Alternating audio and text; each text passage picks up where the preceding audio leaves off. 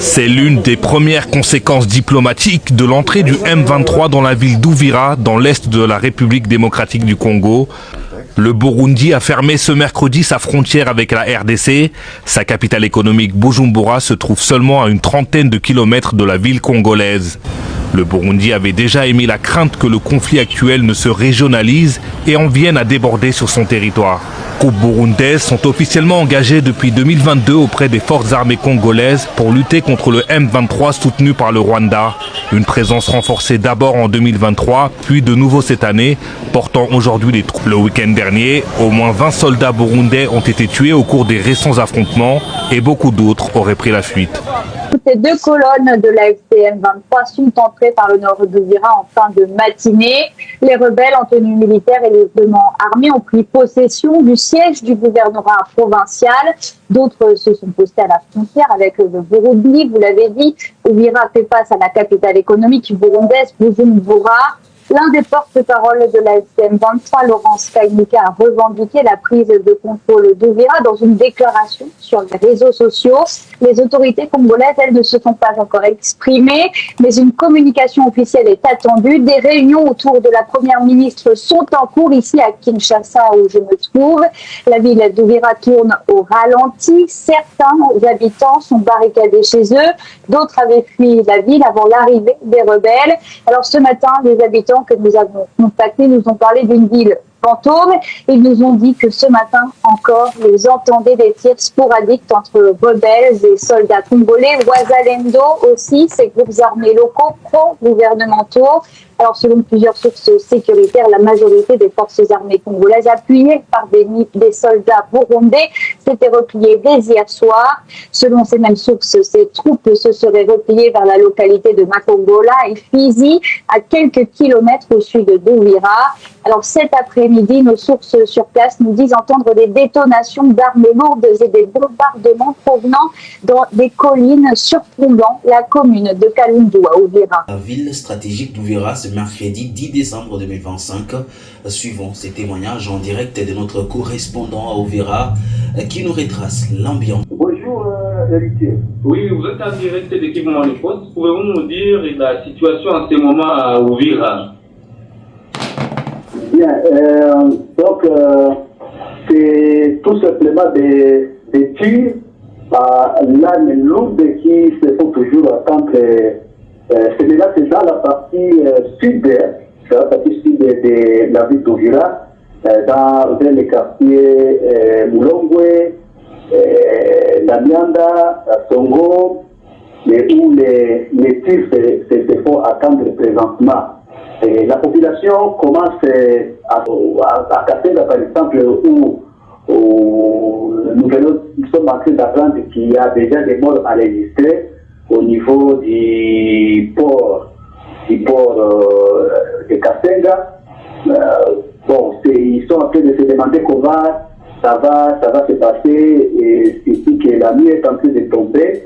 Et donc, ce sont des groupes des gens qui se regroupent en train d'échanger sur la situation, comment ça va évoluer, et surtout, ils sont en train de se demander, parce qu'il y a certains groupes de combattants Ouazalendo qui se sont retranchés dans des montagnes circondant la ville d'Uvira, où d'ailleurs, à ce moment où nous sommes en train d'échanger, les combattants de M23, du groupe M23 sont en train de ratisser la ville. Ils sont en train, parce qu'il y a nous avons trouvé des colonnes de leurs éléments qui étaient en train de se diriger vers les montagnes surplombant la ville. Est-ce que vous, personnellement, en tant que journaliste, est-ce qu'aujourd'hui, à Uvira, la frontière entre Uvira et le Burundi, les ports de la ville d'Uvira, sont-ils fermés ou bien ouverts? Bon, la frontière, mais évidemment, c'est peut-être, je dirais peut-être difficile à vous dire que la frontière, mais avec une déclaration du ministre burundais des Affaires étrangères sur le 6 cet après-midi, il a déclaré que la frontière de Gatumba, côté burundais, reste toujours ouvert. Il a dit qu'il, jusqu'à cet après-midi, il continue toujours à accueillir des déplacés en provenance de la RDC, des Congolais qui continuent toujours à traverser. Et les ports et la circulation sur les lacs Tanganyika? Bon, la circulation sur les lacs Tanganyika, c'est peut-être au niveau du port. 10 décembre 2025 de la ville d'Uvira, deuxième grande ville de la province du Sud Kivu, située à la frontière avec le Burundi. Ce mercredi, plusieurs combattants de l'F-123 ont été visibles dans la ville d'Uvira. Dans plusieurs quartiers, les habitants témoignent avoir vu des combattants de l'F-123 bien équipés et lourdement armés. Des échanges de tirs entre l'F-123 et quelques Wazalendo présents dans la ville ont été signalés dans plusieurs quartiers.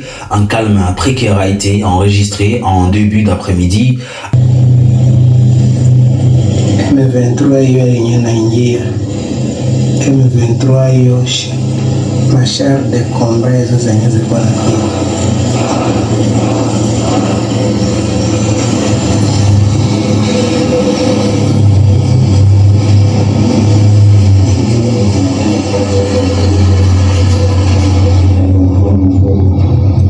de combat hiyo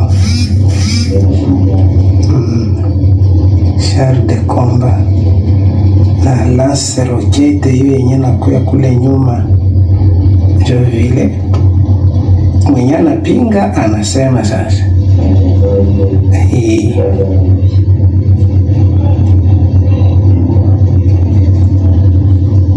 char de combat hiyo yenye nafika mwa avenue de 24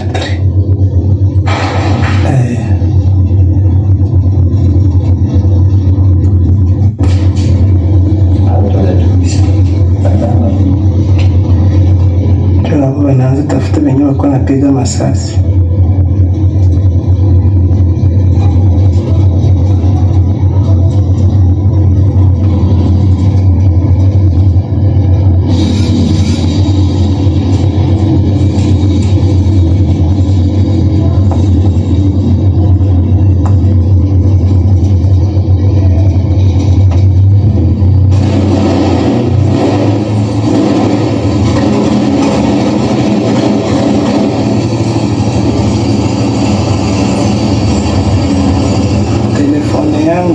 Lakini kioo inablokea, tuwezi ona mzuri.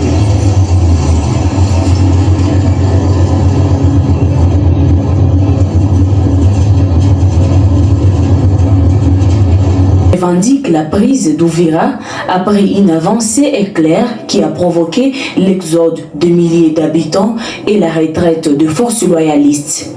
La ville d'Uvira, c'est local, l'arrivée des colonnes de combattants appuyées par des chars aperçus mercredi vers 13h a provoqué un mouvement de panique généralisée. Face à l'offensive, une grande partie de la population a fui vers Makobola ou vers le Burundi. Des éléments FARDC et des groupes armés aux Wazalendo ont également bâti.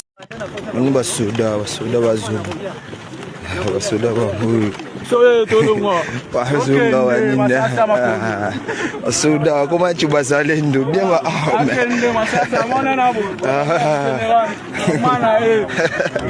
wasoda wazunga wasoda wasala ripi yangu bisupe na este banyomone tozunga simana biso nyonso da basoda na basoda baninde baya baninde zana ce pays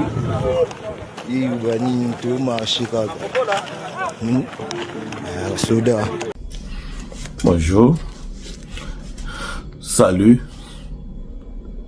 Nous vous croyons nombreux de nous suivre sur votre chaîne YouTube Sam Djongala officiel pour être informé de tout ce qui se passe dans le pays, dans le continent et partout dans le monde.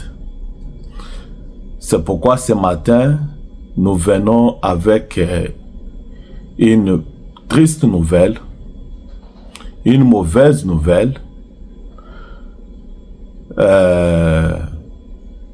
concernant l'Est de notre pays. Nous nous posons des questions. Pourquoi à tout moment, quand les FARDC et les Wazalendo font quand même des progressions, il faut toujours à un moment qu'ils puissent se reculer, qu'ils régressent dans leur marche. Depuis qu'ils sont là, nous n'avons jamais écouté qu'ils ont fait l'offensive et puis ils ont récupéré des villages, ils ont récupéré telle ville. Non. Ils peuvent faire des menaces. Moi, je peux dire ça, des menaces. Mais au finish, vous allez écouter que non, c'est AFC M23 qui ont pris telle ville. Ponanini et Zagaka Bongo. Pourquoi il faut toujours que AFC M23 Bangunde, il faut pas progresser, et tant que bazo progresser, bazo zo facilement. Bana Congo, Batika Congo Sabino et pas Batumususu, il faut tous à la claire et nette. Soki et loko et salemi et salemi. Soki et salemité et salemité. Ovira et a tombé entre les mains de M23. C'est le M23 qui a maintenant Ovira entre ses mains. Je vais vous balancer même des vidéos. Il y a des vidéos. Alors, Boti Kabato Bazo Kosa Kosa, Bino de gauche à droite. Biso souci na biso ezake, mbok na biso, éthique elongo na makambo ya baguerre. Toko makota le maintenant développement ya mbok. Quels que soient les efforts que le président de la République a Sala, que ce soit sur le plan diplomatique, que ce soit sur le plan militaire, mais les efforts ne payent pas. Pourquoi? Pourquoi est-ce qu'ils ont tourné au rond? C'est pourquoi nous avions dit que tant que sur le plan militaire, nous n'avons pas une progression qu'on ne s'attende pas que sur le plan diplomatique nous allons gagner. Non, je ne crois pas. Parce qu'il est question des rapports de force. Rapport de force. Admettons que les lots M23 a toutes les deux provinces à main. Toutes les deux provinces. Parce que la grande agglomération de Sud Kivu, il y a Yaoundé, Baotou Kozwa. Où il combat qui net siège provisoire. Un gouvernorat provisoire. Mais Bazui. Ce qui Bazui, toutes les grandes provinces de Kivu.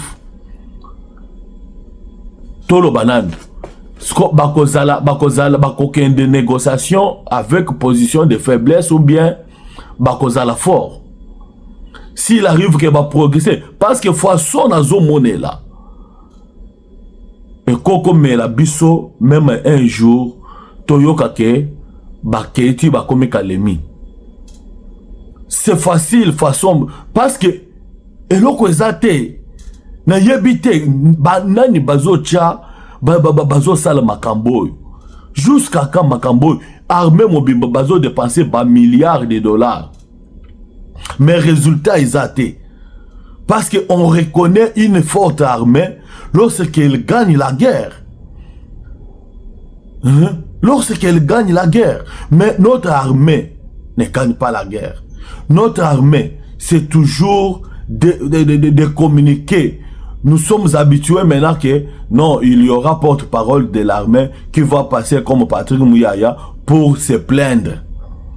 Oh, nous prenons en témoin la communauté internationale, la communauté nationale, tout ça. Est-ce que depuis quand vous avez déjà vu les militaires venir prononcer de tels discours? les militaires, restez dans vos coins. Allez faire la guerre. Laissez les médias, que les Mouyaya, Patrick Mouyaya et d'autres fassent leur travail. Hein? Je ne sais pas ça vient d'où, cette histoire de venir nous donner des communiqués, de pleurnicher à tout moment. Hein? Les lots. Donc, tout ce s'appelle un accord de paix. Oyo, ko signé entre Rwanda et Congo. Mais après quelques temps, il y a eu des attaques. À quoi nous servent maintenant les accords? Les accords vont nous servir à quoi si la même situation persiste? Et c'est qu'est-ce qui se passe maintenant? Ce sont les pays qui se réunissent pour maintenant condamner. Non, ne vous arrêtez pas à condamner. Parce que ce matin, il y a eu les pays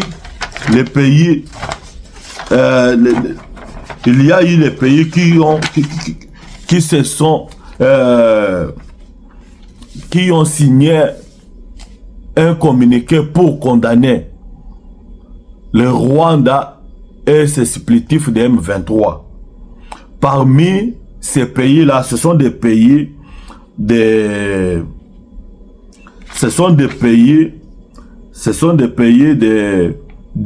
GCI. GCI, c'est le groupe,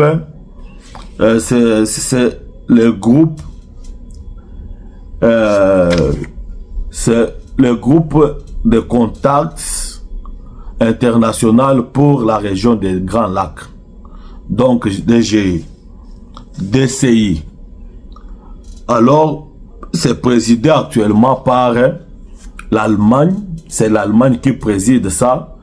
Ce groupe ici égorge à son sein les États-Unis d'Amérique, la Belgique, Danemark, Union européenne, France, Allemagne, Pays-Bas, Suède, Suisse et Royaume-Uni. Ce sont ces membres qui ont signé un communiqué conjoint pour condamner le Rwanda et demander au Rwanda de se retirer de la RDC, demander également aux groupes armés AFC M23 de regagner leurs positions, leurs anciennes positions, de cesser toute l'agression ou bien toute la progression. Alors, malgré tout ce qu'ils ont fait, malgré leur communiqué, mais aujourd'hui, Uvira est tombé. Alors, c'est pourquoi moi, je ne crois pas à ces gens-là. Des fois, je ne crois pas. Des fois, j'ai du mal de les croire. Parce que je me vois comme si ces gens-là nous blaguent avec les pays, les Congo. Pourquoi, à la place de condamner, vous ne pouvez pas sanctionner? Il est simple et facile qu'il sanctionne la Russie parce que la Russie agresse l'Ukraine. Il est facile qu'il monte au créneau quand il s'agit des attaques au Gaza, mais il est difficile qu'il se prononce sur le plan des sanctions. Pourquoi vous ne sanctionnez pas? Pourquoi vous ne sanctionnez pas? Nous, la RDC, nous avions été sanctionnés de ne pas acheter des armes, non? Mais aujourd'hui, vous avez même vous-même dénombré le nombre de morts depuis que AFC M23 occupe illégalement l'est du pays. Vous avez parlé de plus de 300 tués plutôt. Plus de 300 personnes tuées, massacrées. Vous en avez parlé. Alors pourquoi vous ne pouvez pas prendre des sanctions? Voir même les États-Unis aujourd'hui, les États-Unis qu'on espérait que si nous entrons en accord avec eux, il doit y avoir des solutions. Pourquoi les États-Unis se prononcent timidement donc sur la situation, mais ne prennent pas les grandes décisions? Hein? Parce que ça montre que Kagame bafoue votre autorité. Kagame bafoue tout ce que vous avez fourni comme des efforts. Vos conseillers, vos secrétaires d'État, tout ça, tous ces gens-là ne dormaient pas, ne faisaient que organiser ces rencontres. Mais au finish, qu'est-ce que nous recevons? C'est toujours Rwanda qui viole des positions, qui viole des engagements. Alors, même ce matin, Thérèse Kayikwamba a réclamé les sanctions.